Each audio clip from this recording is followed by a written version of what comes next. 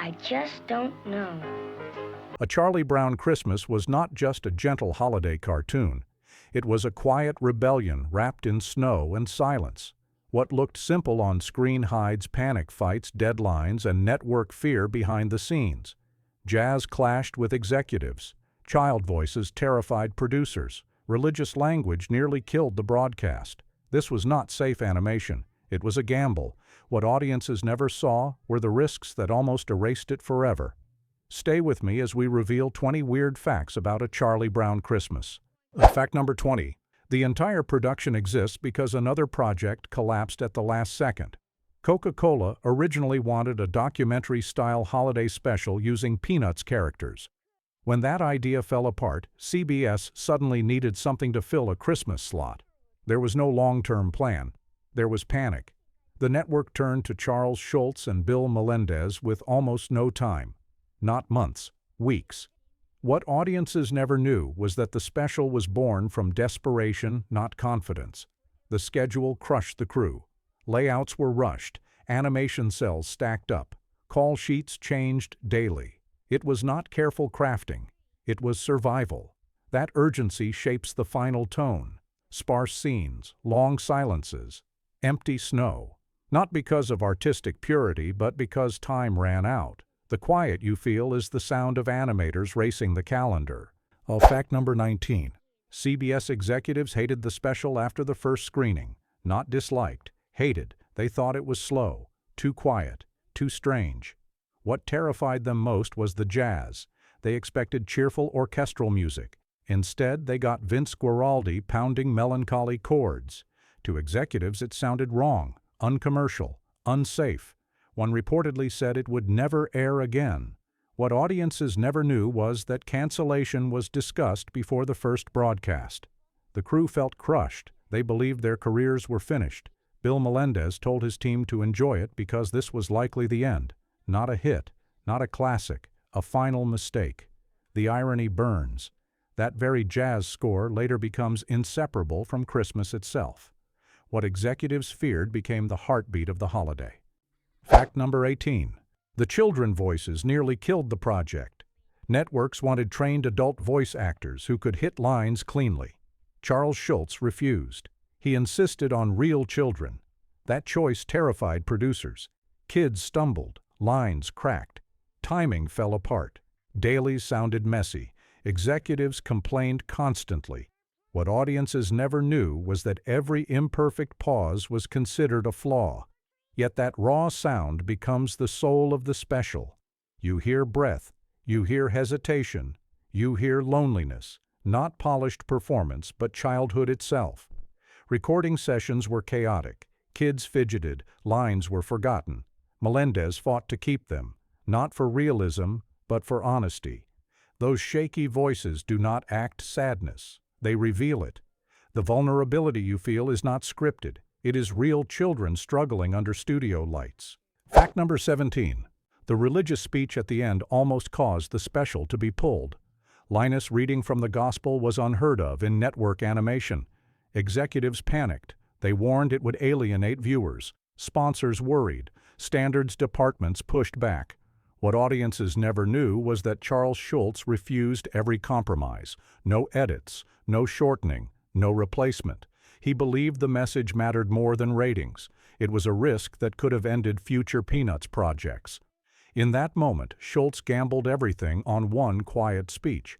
When Linus steps forward, the animation slows. Music fades. Silence expands. It was not bold noise. It was stillness. That moment anchors the entire film. Without it, the story collapses. Not because of belief, but because of sincerity. It dares to be earnest on television. Fact number 16. The animation looks simple because it had to be. Time and money vanished quickly. Backgrounds stayed minimal. Movements were limited. Characters slide rather than walk. What audiences never knew was that these constraints became style by accident.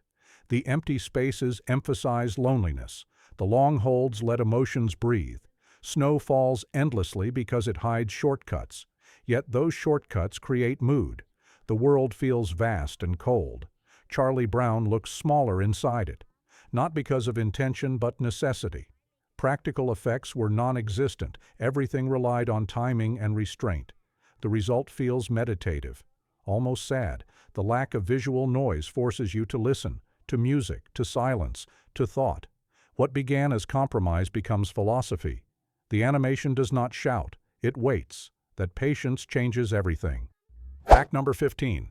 Vince Guaraldi composed most of the score before animation was finished. That almost never happens. Music usually follows picture. Here it leads it. What audiences did not know was that scenes were built around jazz rhythms instead of the other way around. Animators timed movements to piano beats. Camera holds stretched to match notes. This reverses the normal power structure of television animation.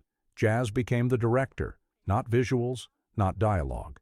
The score sets mood faster than plot. It feels improvised, but it is deliberate. Guaraldi recorded quickly under pressure. Studio time was limited. Mistakes stayed in. Fingers slip. Tempo shifts. Those imperfections create warmth. The music sounds human, fragile, searching. That tone defines the film. Without it, the story collapses into sentiment. With it, the special breathes. The jazz does not decorate Christmas. It questions it. Fact number 14. Charlie Brown fails constantly because the network demanded a moral lesson. Executives wanted growth, redemption, confidence. Schultz gave them something stranger. Charlie Brown never truly wins. The tree barely improves. The party still feels awkward. What audiences never knew was that this unresolved sadness was intentional resistance. Schultz believed childhood confusion mattered more than tidy endings. That choice unnerved producers. Holiday specials were supposed to reassure. This one lingers in doubt. The character remains uncertain, still searching. That honesty hits harder than triumph. The animation reinforces it. Long walks, slumped posture, slow pans. Charlie Brown moves through space like someone carrying weight. It was not comedic weakness. It was emotional truth. That refusal to fix everything makes the story last. It respects the viewer enough to leave questions unanswered. Fact number 13. The Christmas tree was almost replaced with a better one. Executives thought it looked depressing, ugly, inadequate. They suggested something fuller, prettier. Schultz refused again. What audiences never knew was that the weak tree was the entire thesis. It represents vulnerability, neglect, hope under pressure. The animation treats it gently. It bends but does not break. When decorations crush it, the moment feels cruel. That cruelty matters. It mirrors how society handles fragile things. Fix them by force. The tree only survives when treated with care, not improvement but understanding. That metaphor was risky. It is quiet. It asks viewers to think, not laugh. The tree is not a joke. It is the emotional center. Change it, and the story loses its spine. Fact number 12. The skating sequence exists to save time, not to show joy. Animating dialogue scenes takes longer. Lip sync is expensive. Skating lets characters move freely without speaking. What audiences never knew was that this cost-saving trick becomes one of the most beloved moments. Children glide, music swells, silence takes over. The scene breathes. It feels playful and alive. That freedom contrasts sharply with Charlie Brown isolation. He stands still while others move. The gap widens emotionally. The sequence uses repetition to stretch seconds. Loops recycle animation. Yet the rhythm feels intentional. The jazz disguises the shortcut. What begins as efficiency becomes poetry. The lack of words says more than dialogue could. It shows community without explanation, and loneliness without cruelty. The scene floats because it had to rush. Fact number 11. The broadcast aired only once because no one expected demand. There were no reruns planned, no long-term strategy. What audiences never knew was that tapes were nearly lost. Animation cells scattered, music masters unprotected. This was treated as disposable television, a seasonal filler. When ratings came in strong, the shock was immediate. Executives scrambled to preserve it. The success rewrote expectations overnight. What was once a failure became a template. Suddenly, silence mattered, jazz mattered, childhood sadness mattered. The industry learned the wrong lesson later by copying surface elements. But this first success was accidental. It survived because it was honest, not engineered. That first airing changed holiday television forever, and it almost never happened twice. Fact number 10. The special permanently changes how children sound on television. Before this, most animated kids talk like miniature adults, clear, confident, controlled. A Charlie Brown Christmas shatters that illusion. What audiences never knew was how uncomfortable this made industry professionals. Child actors hesitate, trip over words, speak too softly. Executives feared viewers would think it was amateur. Instead, it feels real. This moment marks a shift. After this, special animation slowly allows imperfection. Vulnerability becomes acceptable. Before we go further, go ahead and like and subscribe, because stories like this only exist when people care about how art is really made. That discomfort you feel hearing children struggle is intentional. It mirrors growing up. Not polished growth, but uncertain becoming. The special does not teach kids to perform adulthood. It lets them remain children on screen. Fact number 9. The dance sequence shocks viewers because it breaks every animation rule. Characters flail wildly, movements feel chaotic, rhythm collapses into silliness. What audiences never knew was that this scene horrified animators at first. It breaks consistency, physics disappear, limbs stretch. But that chaos reflects childhood energy honestly. Schultz believed kids move without self-awareness. This scene proves it. The animation embraces exaggeration to show freedom. It contrasts sharply with Charlie Brown's stiffness. He watches while others explode with motion. That contrast deepens his isolation. The scene feels joyful, but also lonely depending on where you look. That duality defines the special. Happiness exists, but not for everyone at the same time. The dance is not random. It is emotional noise masking insecurity, and it makes the quiet moments hurt more. Fact number 8. Snoopy was almost removed from the story entirely. Executives feared he distracted from the message. Schultz insisted he stay, but Snoopy changes. He becomes commercial, loud, competitive. What audiences never knew was that Snoopy represents everything Charlie Brown resents about Christmas. Flash, winning, attention. Snoopy thrives in a world Charlie Brown cannot navigate. The contrast is intentional. Snoopy does not learn a lesson. He enjoys himself fully. That frustrates Charlie Brown and the audience. Yet it reflects reality. Not everyone feels the season the same way. Snoopy winning a contest is not resolution. It is provocation. It forces Charlie Brown to confront his values. The animation exaggerates Snoopy confidence. He dominates frames. Charlie Brown shrinks beside him.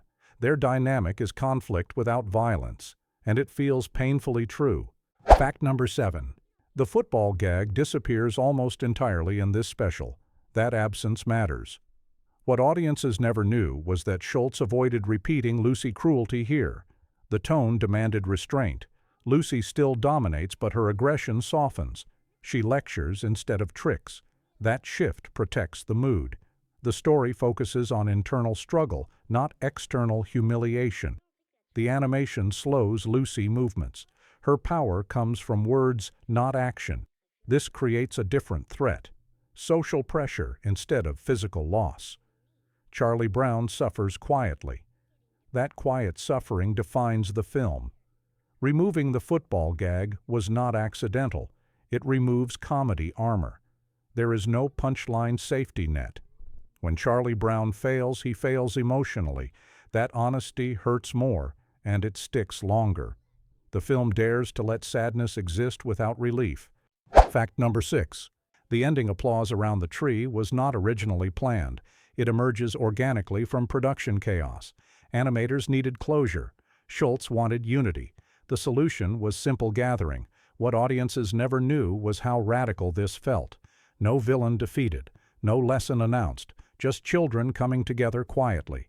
The animation uses minimal movement. Heads tilt, bodies cluster, space fills slowly. That slow convergence feels earned. The tree transforms not through magic, but care. That distinction matters. The message rejects spectacle. It chooses gentleness. That ending redefines what success looks like in holiday storytelling. Not winning, not fixing, but sharing space. The applause feels soft because it is not celebration. It is recognition of effort, of vulnerability, of trying again.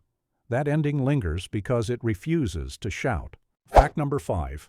The color palette is deliberately muted because color television still scares networks. Many homes watch in black and white. Designers fear losing contrast. What audiences never knew was that this limitation shapes the mood. Browns dominate, blues stay cold, reds appear rarely. Christmas does not glow, it settles. The restraint avoids spectacle and pushes emotion forward. Snow looks endless. Rooms feel empty. Characters stand out against nothingness. That emptiness mirrors Charlie Brown inner state. The animation avoids sparkle to avoid confusion, yet the result feels timeless. Loud color would date the film. This softness keeps it eternal. The world feels like memory rather than present moment. That memory quality deepens nostalgia. It feels remembered even on first viewing. The palette does not sell Christmas. It remembers it, and that choice quietly rewires holiday visuals forever. Fact number 4.